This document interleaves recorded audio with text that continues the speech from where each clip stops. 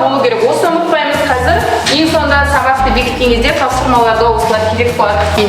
Сосын егіп жатқан кезде мына үлкен егеулерде мына сол қолмен жағына ұстап тұратын боламыз.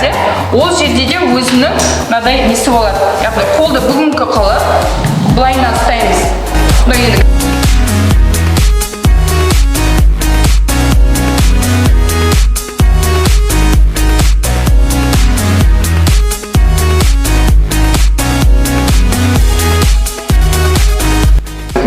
Градуста самат. Және пластина қойғанда астын треп қойған астына. Оны жоғарылау ұстау керек. Коммуникация слесарь, жұмыс ұйымдастыру, өндірістік жарақат, слесарлық шебер үстелі, егеу жұмыстар деген сөздер өте көп кездесті. Енді сіздер бүгінгі сабақта не естеріңізде қалды? Қандай мәліметтер? Соны 4-4 бұрышқа жазасыздар. Ешкімге қарамаймыз, өзіміз осылай кішкентай қылып жаза береміз.